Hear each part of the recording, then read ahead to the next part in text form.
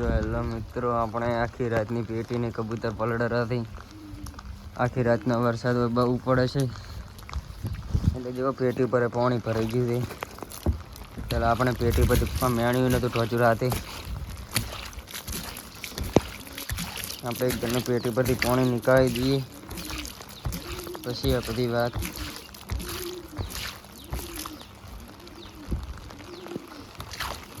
પેલા एक दिन में सब कुछ पानी निकल जाए.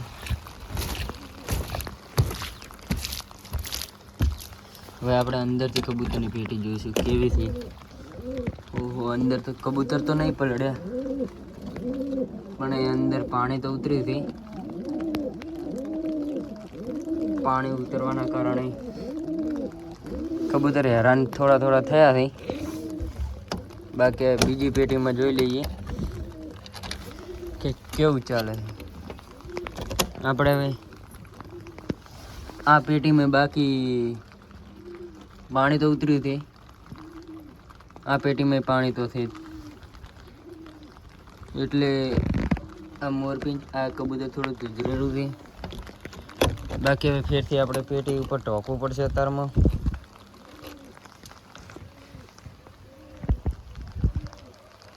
એટલે તમે જોઈ શકો છો મિત્રો, આપણી પેટી હવે થોડાક દિવસમાં હવે પાંજરું બનાવવાનું છે. એનો માહોલ હવે આપણે આવ્યા છીએ અત્યારમાં પેટી ઢોકવા માટે. રેડી? વરસાદ થોડો પડે છે પણ પેટી ઢોકવી જરૂરી છે.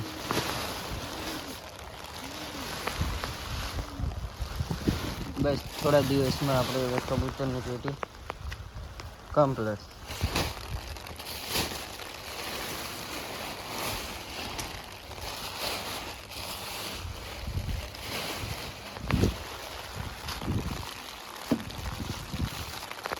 બાકી તમે જોઈ શકો છો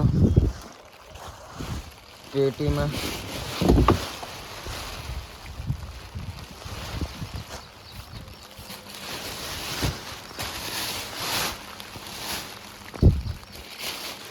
વરસાદ પણ કેવો આવ્યો તો રાત્રે. મને તો બહુ ખબર નહીં કે ક્યારે વરસાદ આવ્યો હતો પણ આપણે અત્યારમાં પેટી ઢોકવા આવ્યા છીએ.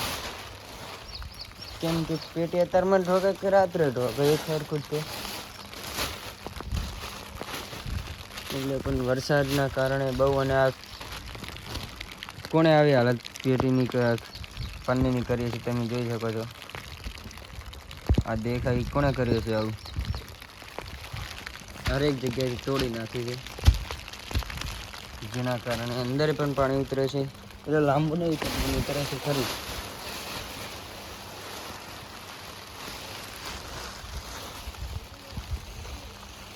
આપણે થોડાક દિવસમાં બસ હવે સાપડો થઈ જાય છે એટલે કોઈ ટેન્શન લેવાની જરૂર નહીં.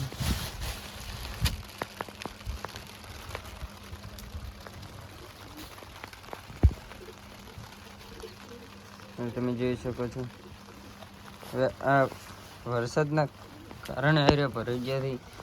ઓને આપણે ઢોઈ દઈએ. એક તો ઢોઈ દીધું, આ બીજી ઢોઈ દઈશું અને આ ત્રીજું.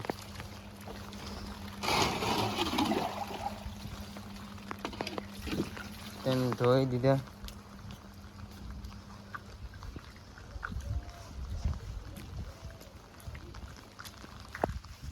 પેટીને હવે થોડાક દિવસમાં બસ રાશે પછી પેટી કમ્પ્લીટ લાગશે.